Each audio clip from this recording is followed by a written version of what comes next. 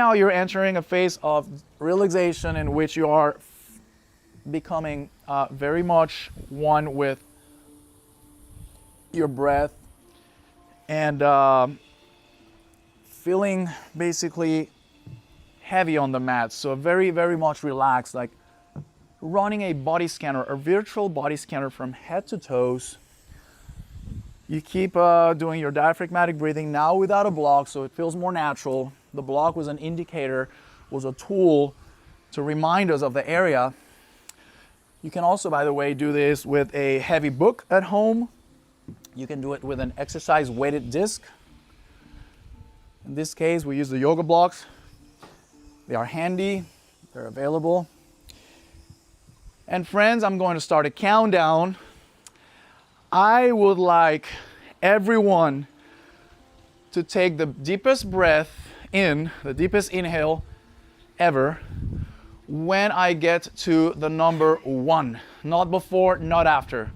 On that countdown, when I say 1, that's when everybody takes the last breath in, okay?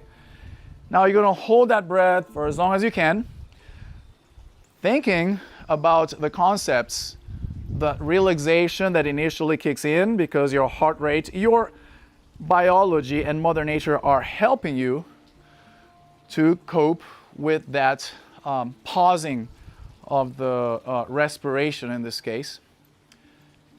And it's going to feel good. So look inwards and analyze those bodily sensations and really feel. Maybe you can be also assisted by a heart rate monitor. If you do have one, that's great. And maybe check it within the first few, say 20 seconds and see if your heart rate has slowed down. Speaking of the concept of interoception, this is how much you can actually feel your body internally and look for signals. You can also focus on that. If you have not done it, you can start practicing. Look inwards and feel.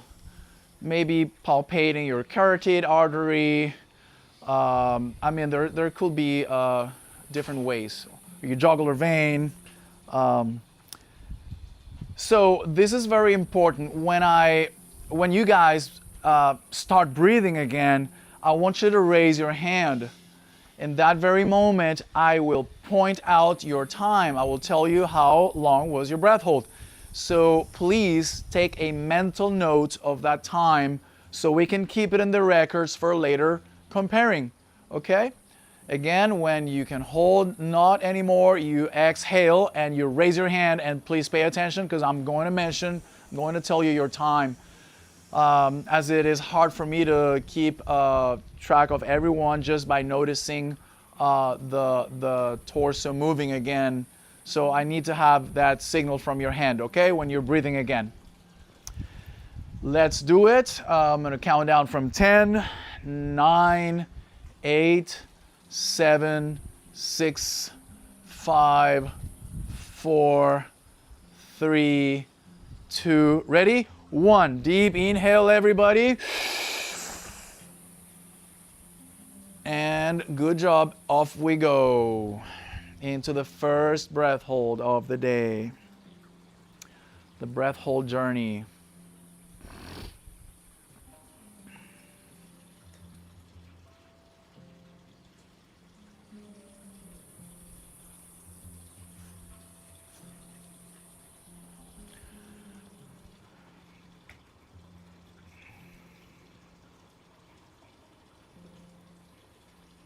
We are at 30 seconds.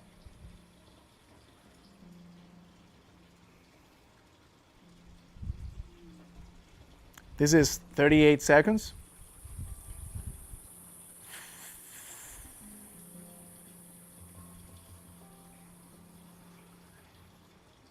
This is 49 seconds. 53 seconds. 53. 57. 58. Keep those numbers in your head. That's 105. That's 110. That's 113, 114. That's 119. 123 at the same time. 123. It's like you guys are synchronized. We just went past the 130 mark. We still have people holding. Still have a couple of you holding.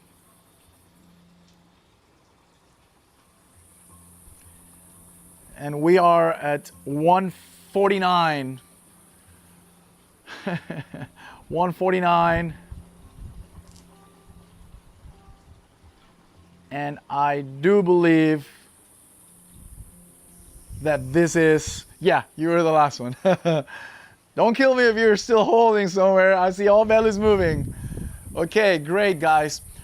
Let's talk really quick. Okay, so you all have your notes, right? You know your time. Great. Let's talk about the recovery breath. The recovery breath is used when you, say, number one, have to hold your breath many times in a row, as when you are probably free diving, spearfishing, or even doing breath holding training in a pool with somebody, not solo, or in your yoga mat or sofa, carpet, bedroom, etc. The moment you finish your breath hold, you want to know that your levels of CO2, carbon dioxide, are higher than they were, than the baseline.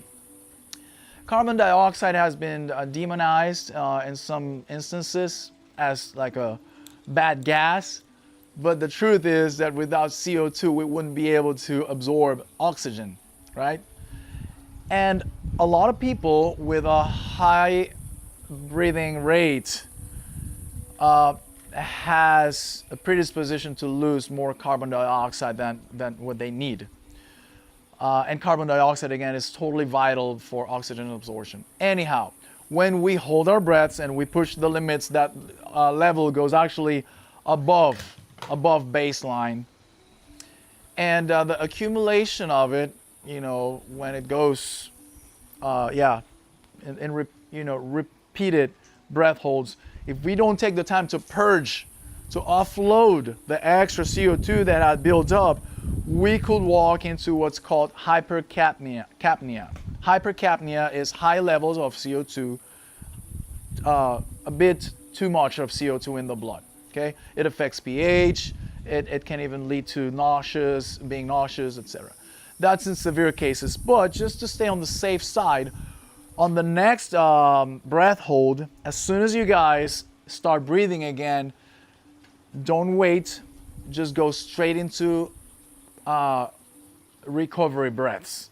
And they look and sound, if you're able to look at me through your lower peripheral maybe, or side peripheral, it'll look and sound like this, guys.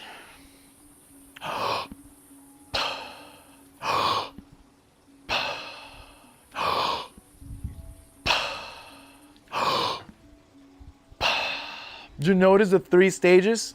Strong, quick, inhale through the mouth with a very visible traction phase or pull.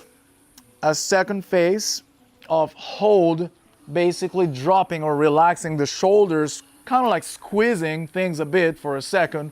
And finally, P sound exhale with not a lot of force. Okay? You repeat that for 5-6 seconds and you're probably better than before, in which CO2 levels will refer to. Okay?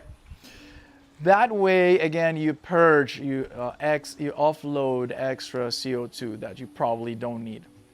So we can proceed. All right, so let's do that after the next breath hold. And for now, let's try it, although you may be now at baseline levels again or near, because your body will look for that homeostasis. And if you get dizzy, which most likely will be the case, that will be a sign of you being at baseline and actually letting go of CO2, so affecting the balance now towards the negative. Do you understand me? Okay, yes? Is it cheating to plug your nose? No, plug your nose is not cheating, as long as you're not breathing in and out, But I feel like I let air go through my nose if I don't plug Interesting. You can plug it if you like. Yeah. There might be. Yeah. Yeah. A sense of security. You know that assures you that. When my nose is, when I fall off the surfboard, I'll just. That's cool. I've actually also had the question when you're holding your breath, when you take that deep breath in. Some people have reported feeling. It's very common to hear that people feel that they've gotten, the pull of air was so strong now the pressure is uncomfortable. And so, well, I tell you two things about it. Number one is that the body will adapt at some point to those pressures. Okay, so first you want to probably let some seconds go by and really feel if that's something that's happening, and then you're good. If it persists and the mere sensation is taking you off or removing you from that relaxation that you want to achieve, then why not exhale a bit, hold again. As long as you're not bringing the air back in, that'll be cheating. You just exhale a little bit in order to feel more comfortable. And if that makes you be more, focused and relaxed, then welcome. But know that that air that's going out, even if it's, a couple, milliliters of volume, it's going to carry out also oxygen that's vital, right? For sustenance of your cells while you hold your breath, okay? So you weigh things out and decide. So let's do 5 reps of recovery breath. Maybe we can actually now adopt a sitting position. Legs crossed. If anybody has issues with it, you can sit in whichever way you feel. You can use the bolster to sit on it, which will be probably a little more of a comfortable sitting position as your legs will be lower and your torso will be clear, from any pressures from underneath. And so remember, it is strong, fast, almost like when somebody goes boo. You pull that air quick. This recovery breath best in your chest or with also your diaphragm? You start down here. Yeah, you start down here and you actually try and cover the 3 stages, although we have not isolated the next 2 in order to really have them, trained and warmed up. But let's try it. Hold for a second and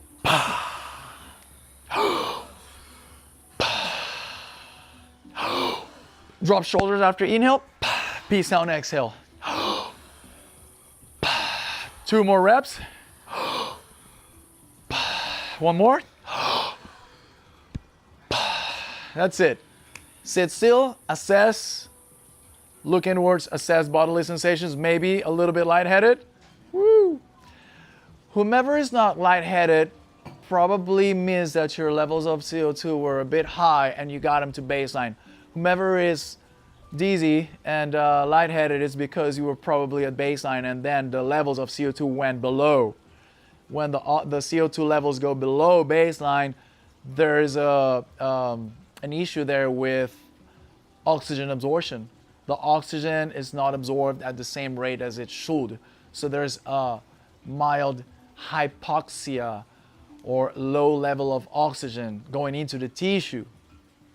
First organ that notices it is the main computer, is the brain. That's why you get lightheaded. And forms of breathing or breath work as holotropic and Wim Hof, which is 30 or 40 power breaths with a hold at empty, right? Hold at the last exhale for as long as you can, or at least when you start feeling that discomfort, and bringing the air back in with an inhale and holding for another 15 seconds.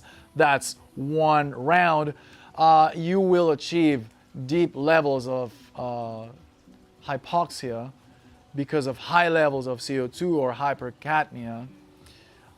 For low levels of CO2, and that will really get you somewhere else, even to the point where you may even pass out and bump your face in the ground if you're sitting legs crossed like this. So it's recommended that people who does those types of practices are laying comfortably on their backs, and that's going to do a surge of adrenaline. There's going to be loss of motor control in some instances. It's very interesting. I believe I'm not qualified to guide those because it requires a whole another set of almost shamanistic skills and I try to stick in the line of the foundational physiological elements, which should be the start for anybody who's willing to enter the breathing, the conscious breathing, the pranayama, the breath work, you name it, breath training, breath for performance, etc. Should understand first what the diaphragm is and what it does for the physiology before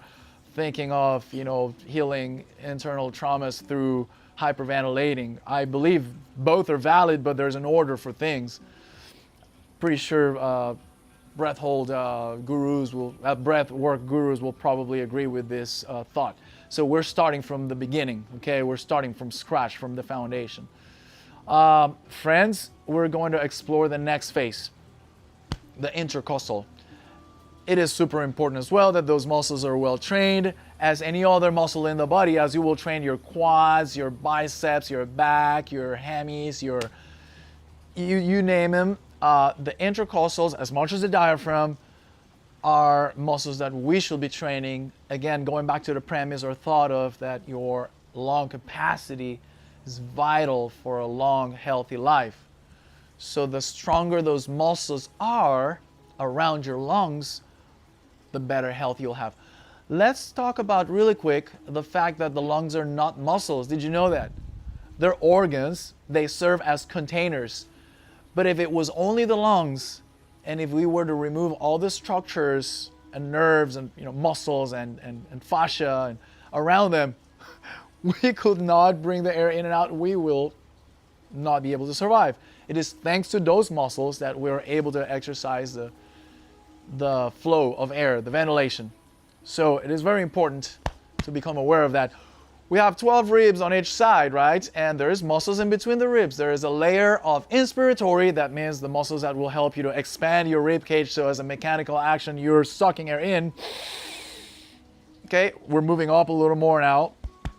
We left the diaphragm behind, although there's always a connection, there's always a signal, but the main focus is here now, where you feel those ribs expanding.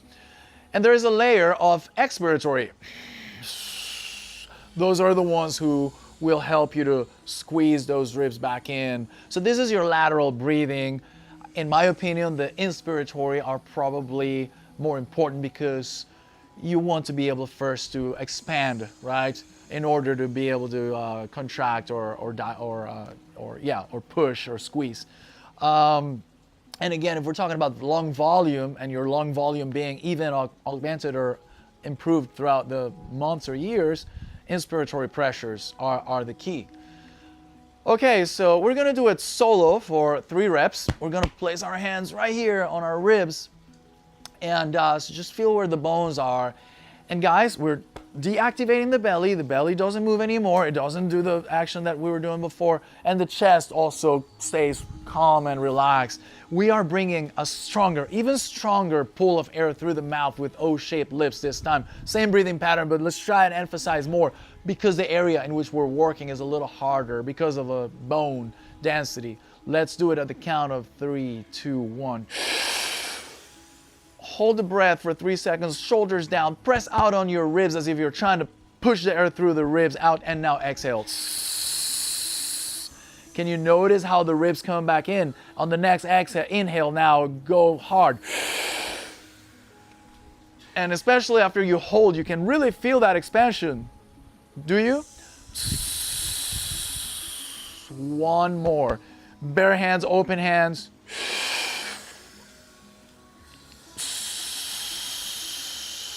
All right, good. Let's stretch a little bit those shoulders. Let's roll those shoulders back, squeeze those shoulder blades, because you may have caused a little bit of tension in your traps and your shoulders. Let's stretch the neck side and side. Let's also stretch those arms forward. And I like to bring in sighing in between exercises. Let's sigh a couple of times, guys. Make it noticeable.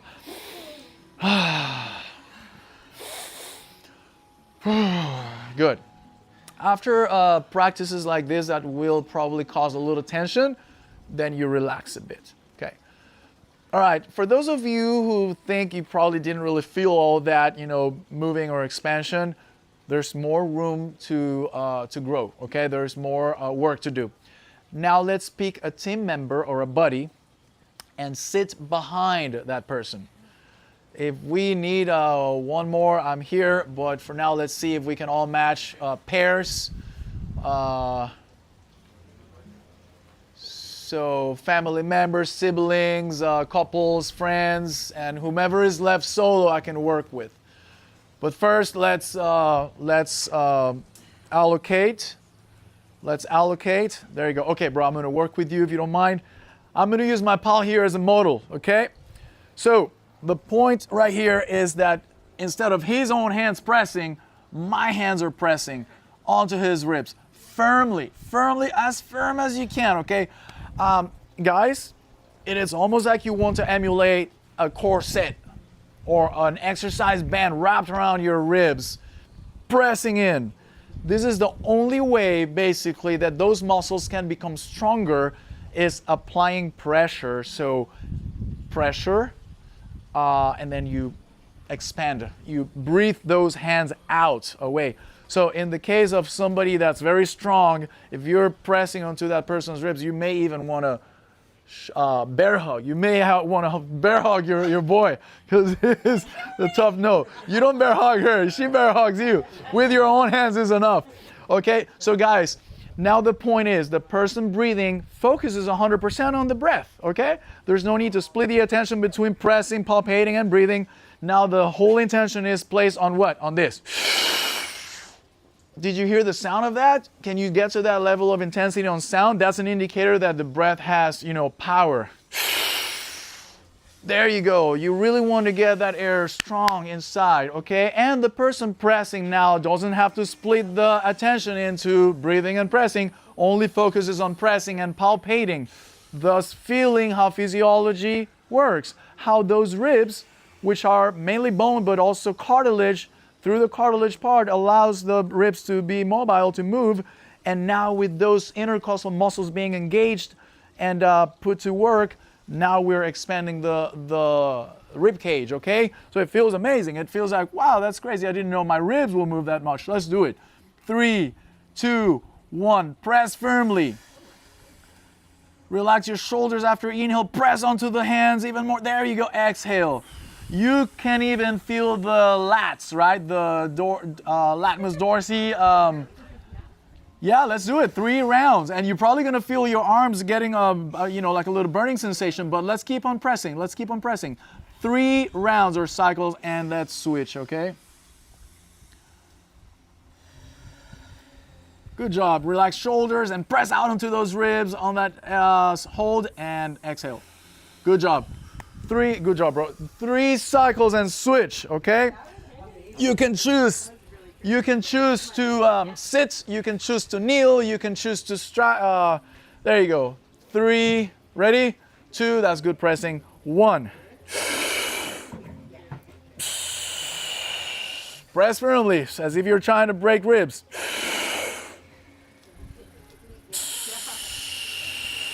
3 rounds, okay? Good job, man. That's good pressure. Firmly. You may want to bear hug your boy. I'm not kidding. He's a strong guy. He's probably one of, yeah, there you go. Onto those ribs where your forearms are against his ribs. Okay, guys, 3 cycles. That's it. That's enough. That's enough. Okay, good job. That's good. Let's go back to our original positions.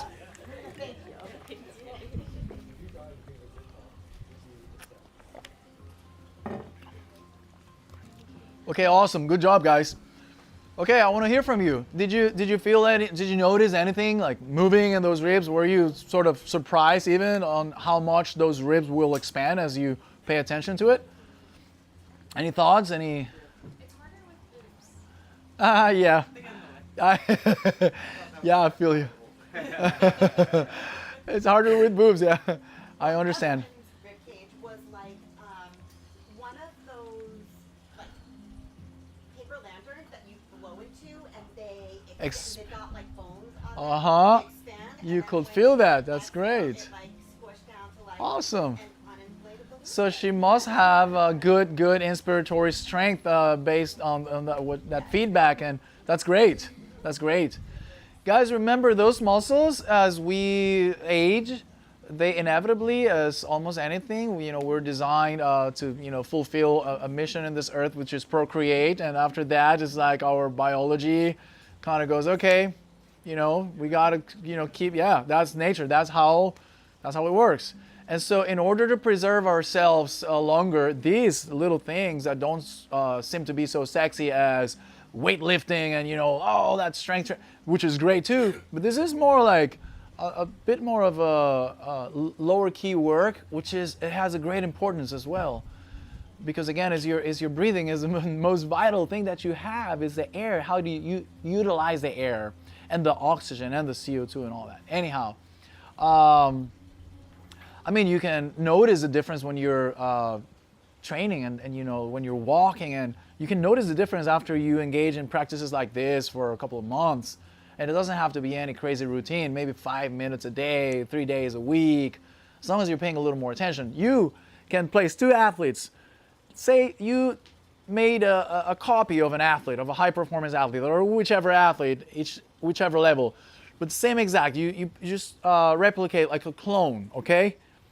But then you give one athlete all these tools of breath training and breath control and breaths, breathing muscles strengthening and all of that, and the other one doesn't pay attention to it. You bet the one that's paying attention to it is going to probably on a probably going to put a minute or something on the cleidomastoid, the scalenes, all the ones that will help you to shrug your shoulders up, to tilt the head back, to stretch your neck.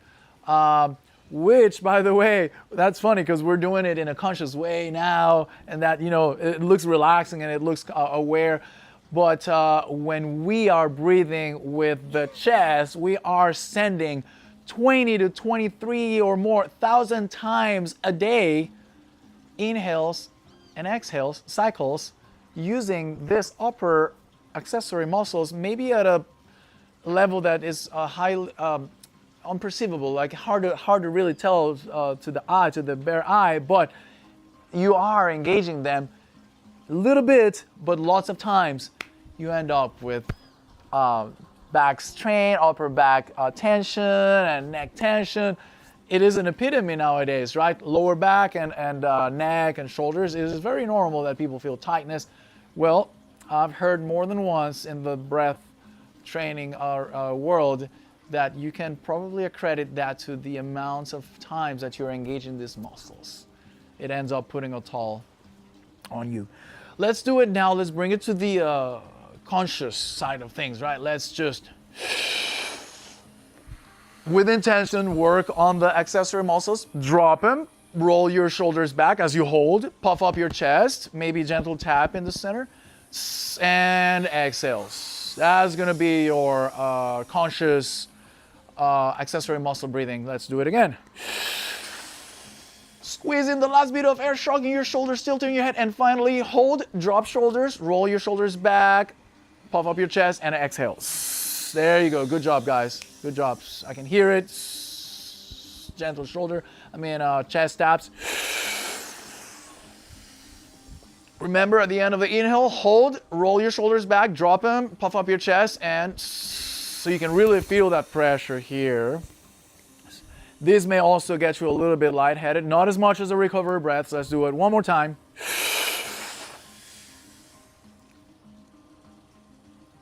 It's nice to feel that pressure here. So picture this, guys. Good, good. Maybe sigh a couple times.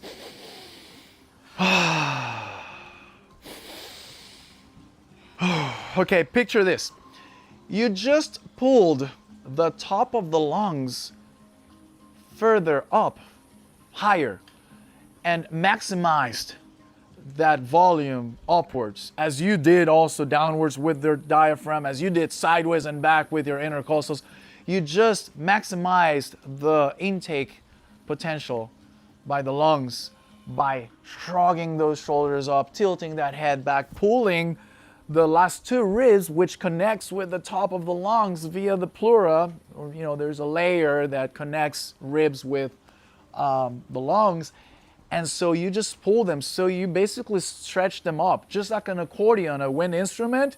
You just did that. And again, we did it in the beginning with the bottom as well. But guess what? I'm going to ask you, which one do you think, again, is the most important side or extreme? The upper or the lower? Lower, for sure, right? And again, let's review the reasons why. Number one is connected to the diaphragm, right? When you engage your diaphragm, that means you're engaging that area, and the diaphragm sends a parasympathetic signal, so you relax. Number two, you've seen lungs depicted or photographs or anatomy class or whatnot, how they are wider in the bottom, which means that there's more volume, which means that there's more oxygen and CO2 exchange. There's more gas exchange in the bottom because there's more volume. That means there's more alveoli or alveoli, however people wants to call them. But the air sacs with capillaries that are responsible to bring the oxygen in, to absorb the air, the oxygen off of the air, and also offload the CO2. There's more density, alveolar density in the bottom third. So that means we should be driving the air down there more because it is a bigger treatment plant, if you will. So you can reap more benefits of your breathing when you drive the air to that bottom. Okay, doesn't mean that this is not necessary, but this ultimately is primary. Okay, secondary, tertiary. Again, accessory muscles, as we engage them now, you want to use them when you need them, not when you're on your computer sitting, chilling, writing a report or essay, or speaking, with your spouse, or just walking around the home doing stuff. You probably want to start belly, then ribs. Okay, friends, now let's put them all together into one deep breath.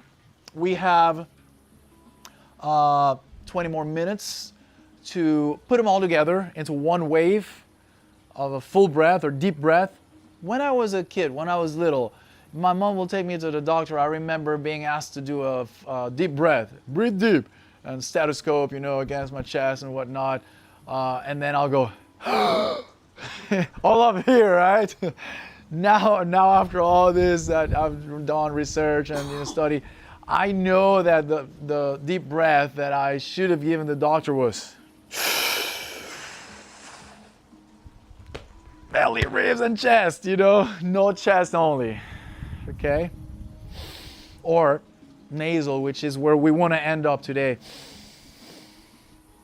Belly, ribs, and chest. Okay, so I'm going to lay horizontal. You guys are going to do it after me, but check how the order of things and how the dynamics of things are. So this is just putting the three of them together. We're going to perform many reps of the 3 stages. Start with empty lungs, so exhale fully, and then go for your full breath, belly, ribs, and chest.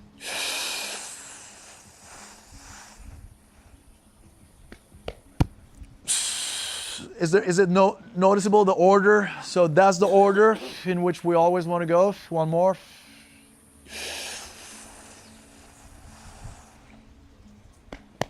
Even 3 slightly different sounds when I tap, tap, tap. 3 containers, if you will. 3 areas of breathing affected by different muscle or structures and pleura and nerves and fascia and all that. So we are going to do that through the mouth first, and then guess what? We are transitioning to nasal breathing. Please raise your hand if you have issues with obstruction currently with your nasal passages, whether it is one or both.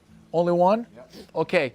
So know that during the day, they'll be out of your own body's homeostasis or balance. There is going to be a shift in the blockage or activation of nostrils. That's in literature. The body knows when to activate either left or right because they work on a cross pattern with the brain hemispheres. And one brain hemisphere, the right one, is more parasympathetic in nature, or if you will, more connection, more human connection, more creativity, more, arts and, essence, if you will. The left one, right nostril, left hemisphere, right nostril. It's more pragmatism. You know, I only believe in what I can see. Let's negotiate. These are the numbers. More a bit of a square. Realistic.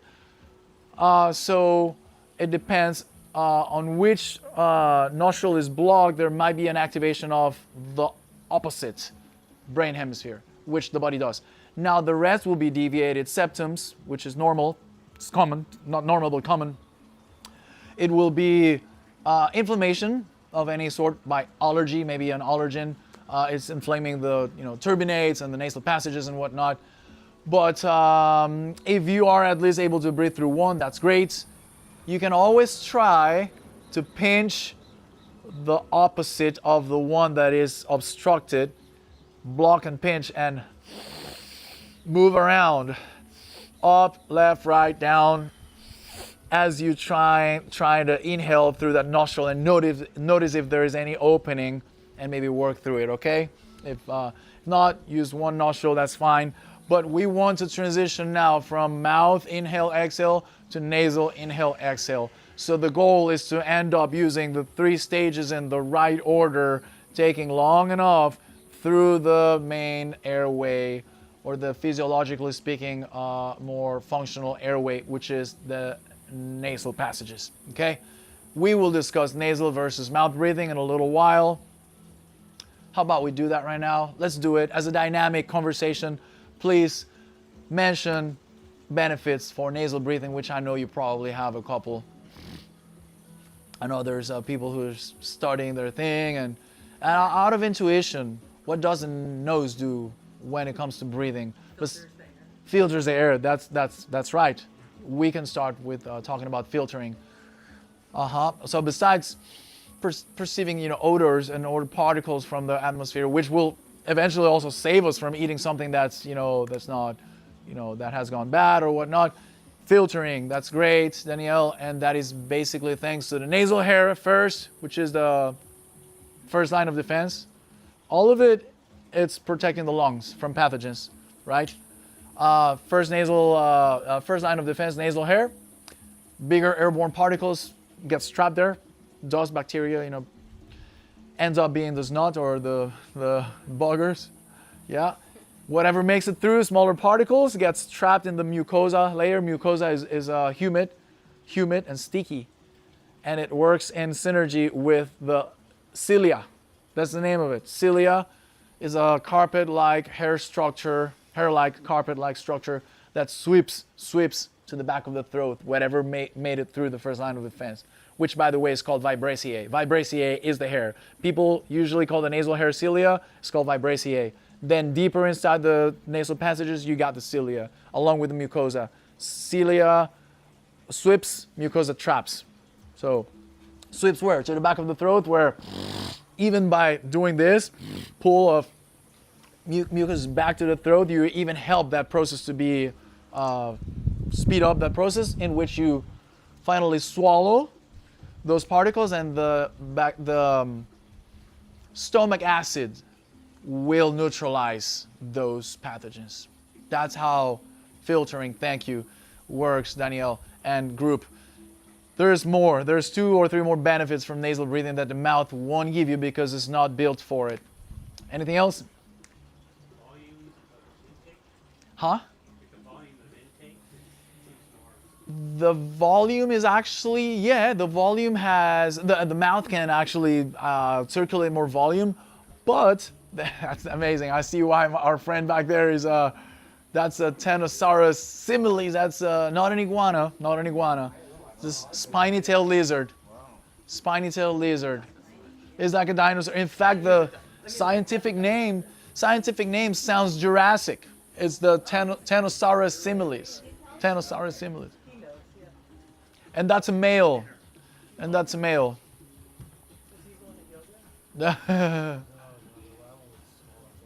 These guys are not afraid of people. Iguanas will be afraid of people. Iguanas are, the scientific name is green iguana or iguana, and they're greener. Yeah, iguana, 2 times iguana. These guys are the Tenosaurus similes. They're Jurassic. They're very like ancient creatures, and they're not afraid of us. They can just like, what's up? You got something for me? Iguanas will be very spooky of us. They'll just kind of hide, and these guys don't give, damn. So, nasal breathing, volume. The volume is actually a little bit restricted because there's narrower airways, but what we do have through the nasal passages, I'll talk about this briefly, is the pressure in which it enters the lungs, and the moistening of the air also is a thing. It thermoregulates and it moistens, okay, all in one, so that the lungs will receive that air better, if you will, because it is combined with water, with O2. With H2O. So humid air gets welcomed by the alveoli better than dry air. So the absorption of oxygen, it's easier by the lungs. Lastly, friends, there's nitric oxide production when you breathe through the nasal passages. And nitric oxide, well, you probably know that the blue pill, that's what it intends to do. It is a massive surge of nitric oxide that's geo-localized, if you will, or geo-targeted, of course, in its stimuli. But that's an example of what nitric oxide does. It is vasodilation. So there's more blood flow with oxygen. And so you get better blood flow, arterial and venous return, arterial pressure, venous return gets more, gets better as you bring in the air and out through the nostrils. All right, guys, so filtering, humidifying, pressurizing, moistening, thermoregulation, and nitric oxide production. Not to leave aside the yogic and the Buddhist and the more spiritual context, which science is starting to pick up on right now, which it refers back to the nasal passages and brain hemispheres that will activate one or the other more. So nasal passages will have an impact in brain hemispheres. That's why you do alternate nostril. That's why, you probably fall asleep when you do alternate nostril techniques and whatnot. So anyhow, let's do belly, ribs, and chest all together. Then we're doing nasal breathing, belly, ribs, and chest. And then we're going to bring the intensity down to only belly and ribs through the nose, okay? So let's start. Quedan 15 minutos, ¿verdad? Cierto. Let's start with belly, ribs, and chest at your own pace. O-shaped lips, strong pull. Make sure you don't inhale too much into your belly first, because then you're going to run out of juice or power to keep going up. As long as you engage the belly a little bit and you feel like you started with it and you controlled it, then keep going up. Feel the ribs expanding. Finally, the chest. I'm just going to walk between you guys to start storing the blocks bit by bit while you keep reiterating that pattern of belly, ribs, and chest. Make sure you restrict the airflow from your lips. Remember, very important in order to have those muscles engage. The more you can sound as a very tight vacuum that's got a lot of traction, a lot of power, the better.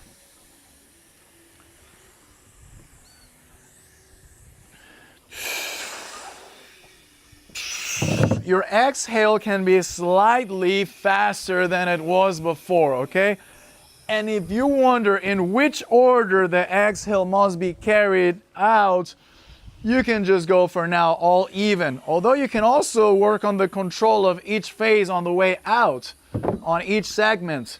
You can start deflating your belly, then, or actually your chest, then your ribs, and then finally your belly. Actually, you can go the other way around on the exhale. On the exhale, you can start at the chest, follow with the ribs, and finally squeeze that belly in as deep as possible. So by squeezing that belly in, you will be stimulating the diaphragm further. belly, ribs, and chest. Chest, ribs, and belly on the way out. Good job, everybody. We're gonna do one more rep or cycle of mouth breathing, and then we're switching to nasal breathing, guys. So we are ending in a pattern that is very close to what the functional, coherent, physiologically rightful pattern is, or should be like, which is without having to fix a specific amount of seconds, slowing down the inhale, slowing down the exhale, doing it in the right order, belly, ribs, and if you need to, chest, and doing it through the nasal passages. So slow, in the right order, and through the right channels. Let's keep on emphasizing for a couple more reps since you just switched to the nostrils, nasal passages, which are again narrower airways, in which you probably need a little more emphasis at first, and then you drop it down to a little less intensity, and you also deactivate your accessories, so you end up breathing very, very close, if not the way we should always be breathing as a baseline breath.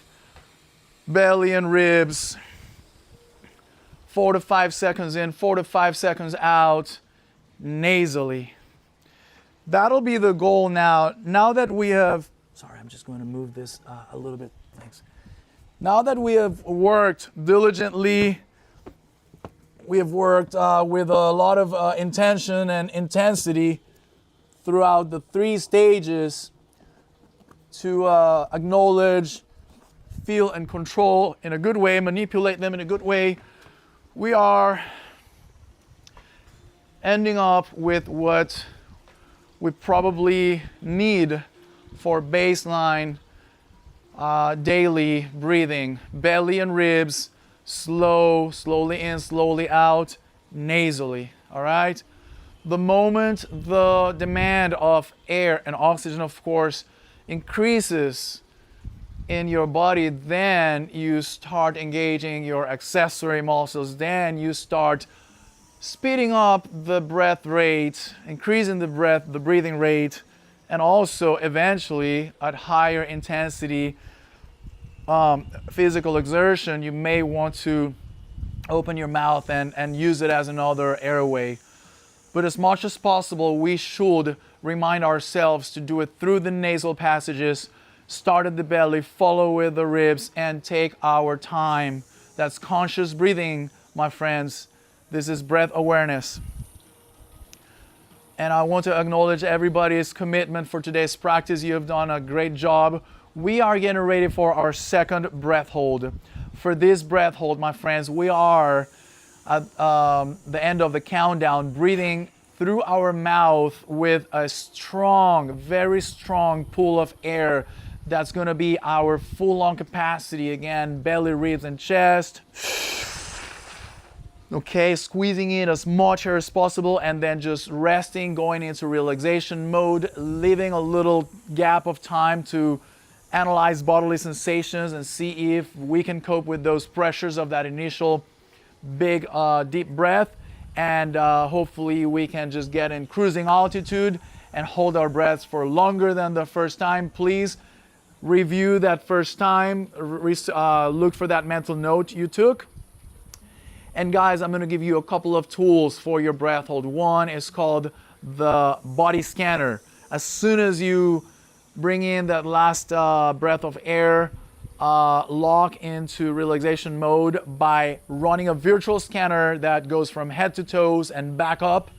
And as that scanner sweeps through, you realize little tensions that you may be still having, and you just let them go completely. You go really relax, you melt onto the mat. It may be your facial expression that is cringing a little bit because of the pressures. You just soften those factions, soften those expressions. It may be your hands at a given position, in which I believe Shavasana pose probably is the best, although anything else kind of seems as relaxing and disengaged as Shavasana, but that'll be almost like the go-to. Also, for those who may want to and try removing the bolster off of your neck, gently do it in a slow motion. Also do it, because that'll be even more relaxation for the neck. We have enough neck forward with the technology, gadgets and whatnot. So to be on a flat position, it's also more natural. Try that if you want. If you feel more comfortable with the bolster, that's fine. But if you do move, do it in slow-mo. All right, friends. And second tool will be your visualization technique for when you're having those moments of discomfort, or even before you get to discomfort through your breath hold. I always tell this to people, and hear good comments on the experience after. Guys, when we're holding our breath, we want to be the masters of our thoughts, okay? We don't want the thoughts to rule us. We want to decide where we put our attention. And this could be you visualizing, using visualization work to see yourself performing to the best of your ability at a given art form or sport or hobby or vocation that you have. Whatever it is, whether you are a chef and you are presenting the nicest dish you have ever done to someone you love, or you're crossing that finish line with your BP on your smartwatch and you're celebrating that, you're visualizing, performing to the best of your ability, like with the best technique, surfing, getting up on your board, riding a nice wave, whatever you feel like, okay? Spend that time, invest that time visualizing, do that as a mental exercise. Then one last tip, you can just focus on bodily good sensations or good sounds. The water on that little fountain, the music in the background, or simply just counting seconds slowly in your head, 1 Mississippi, 2 Mississippis. There's different techniques. I just pointed out a few. You choose what works best for you, what you feel may work best for you. We're getting ready for that countdown, my friends. Let's throw in a handful of sighs with intention, which each sigh being a representation of the exhale. Anything that doesn't favor you, your physiology, your psychology goes out on the exhale, and everything that favors you comes in with the inhale, okay? And let it sound, let it have sound.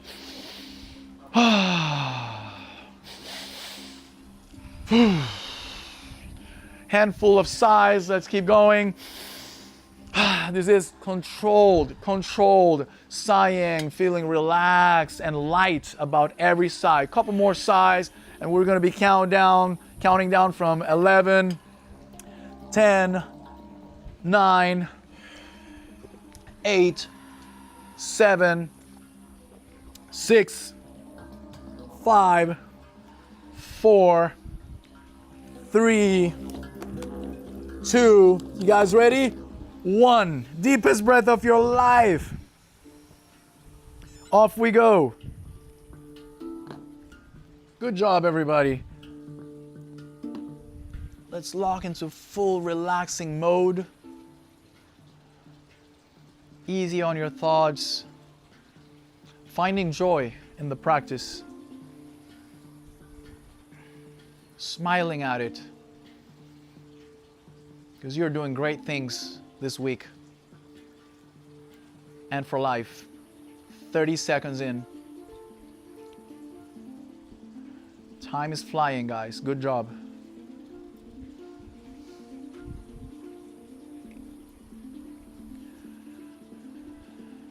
Good job, everybody. Remember, if discomfort kicks in, it is a good buddy. Acknowledge it and stay with it. It's not going to harm you. It's going to make you stronger. Stay with it. We just got to a minute. You guys are crushing it. Good job, everybody. Enjoy the practice. Smile to it. Smile to discomfort. And this is 110, Danielle. Great. Nice breakthrough. This is 115. Good job. Stay with your discomfort for a little longer because it is strengthening. 123. 123. Good job. Very nice. This is 130 sharp, both of you. 130, 133. Good job. Remember the recovery breaths? Perform a few of those. We are at 140, friends. Good job, everybody. We still have people holding, and we are approaching the 2-minute mark in 10 seconds, friends. This is great. Everyone has break their first breath hold time. 5 seconds, still 2 minutes. That was 155, my friend. 155, very close to 2 minutes. This is 2 minutes. We just touched the 2-minute mark. This is 2:01 back there, bro. Good job. Breathe forcefully for a handful of times, those who are breathing again. And this is 2:12, lady. This is amazing. And we still have someone holding the breath back there, which is great because I can see the diaphragmatic contractions, which is something very positive from physiology. This is your diaphragm pushing to send oxygen up towards the brain. This is great. This is something worth witnessing. Also for our lady friend back here in orange, this is the diaphragm. 235, the two of you. Breathe in and out strong, breathe in and out strong. 235, the two of you. And you gave us a display of diaphragmatic contractions, which is something great. Now, even if you feel good, please purge, offload CO2. Offload CO2. Remember the recovery breath? Especially those who break the 2-minute barrier. So 235 back there, guys. Your diaphragm was moving. I don't know if the whole audience can get to see that. Your diaphragm was moving on its own as an autonomic push to restore breathing, thus sending oxygen up towards the brain, increasing the pressures inside the lungs. Very, very nice physiological display. This is where when you push the limits, your physiology starts acting on its own. I mean, kind of, having a mind of its own, if you will. And this is great. This is great training. So you all stack at least, 20 seconds or so? At least. Can you make the math really quick and just compare first and second and tell me how many more seconds did you put on your second one? A minute more. A minute more. 30 seconds. That's great. 30 seconds is 30 seconds, man. You know, when you're feeling like you're choking, 30 seconds is 30 seconds. Like 21 seconds, see? So at least 20 seconds, I said. 30, 40, 32, 40, 30. Well, there you go.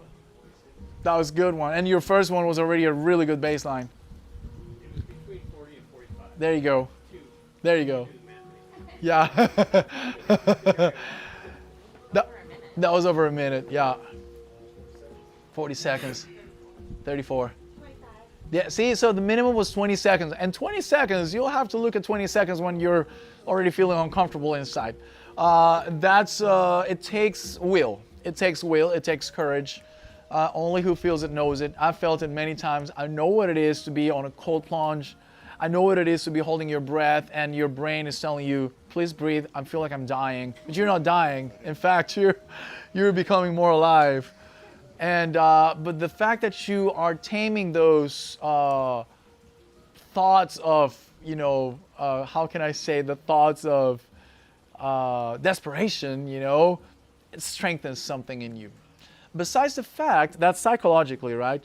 Besides the fact that physiologically, you are exposing yourself to higher levels of CO2, which gives you, whether you want it or not, more tolerance to CO2, which ultimately, being more tolerant to CO2 gives you more comfort whenever you're exerting a physical exercise. There is another thing, it's called hypoxic training, that also gives it to you, but CO2 tolerance training is great. You're going to be able to hold your breath for longer. What used to make you feel winded is probably not going to do so much.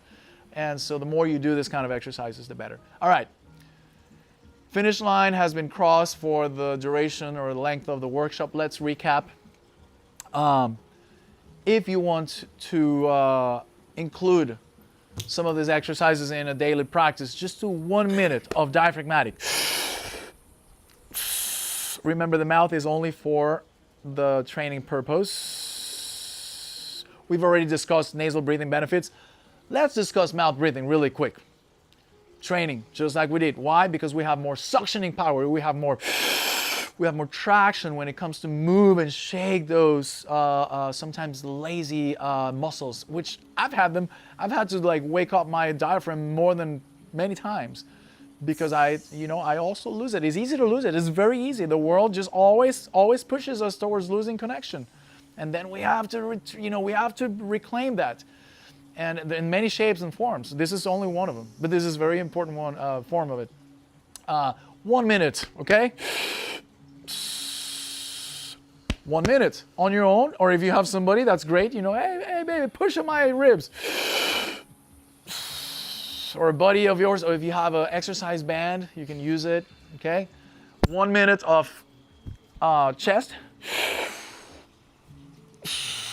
or accessory muscles, then 1 minute of 3 stages.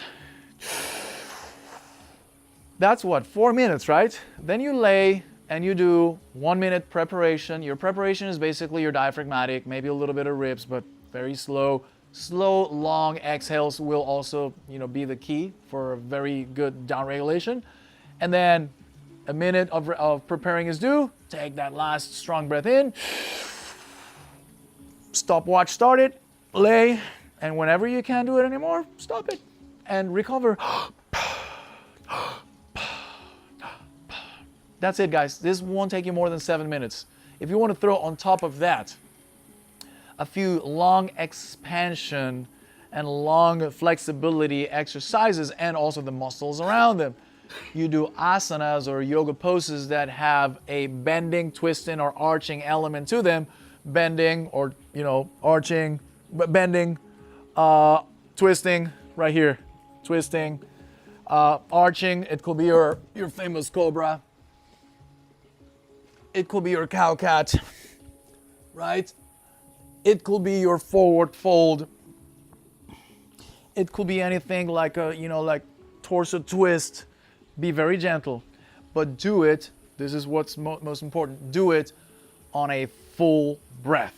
So for an instance, for a forward fold, I put myself in a comfortable position where I can feel fully the lungs and then go for it. And hold. Beautiful thing is when you release, woo, you go deeper into the pose, right? You go deeper. There's another big lizard back there. So anyhow, guys, be gentle because you don't want to cause a tissue tear because of barrel, traumas, pressure traumas. So because the tissues are also they have to adapt, right, and adjust with time. These exercises, picture them, imagine them as you pressing a balloon from two sides. The air is going to want to escape through the other two sides, right? That's exactly what's happening when you're pressing your lungs in different directions. There's expansion in different ways, okay? If you want to top it off, you can do some of that. Cobras, cow cats, forward fold, spinal twist and whatnot on a full breath. And of course, do a couple of cycles and then exhale, rest, take another big inhale and go for another, 1, 2, 1, 2, and exhale and whatnot. All right, any Q's and A's? I'd love to know. Oh, this guy is getting a very... Mira este bichillo, bro, no le tiene miedo a nada. ¿No tienen algo ahí para comer ustedes? Una galletilla, un bananito. If we had anything like to feed them with, like a piece of fruit or something, this guy will come right up to the center of the stage. Want some lavender oil, buddy? So, so guys, I want to thank you for sticking around for the 1.5 hours we did this for. Q's and A's or anything that you like to say about it, whether now or later, I'm available all week. We'll be around. We also have the pool training in which I'm looking forward to seeing you, and we're gonna have a blast doing that, okay? It's gonna be fun. As for the yoga mats, if you don't mind, if you have some spare time, that's fine. If not, it's fine too. We can spray them, and there's racks back there. We can just like spray them quickly. And Good job. Good job, bro. Likewise. Thank you. Thank you as well. Good job.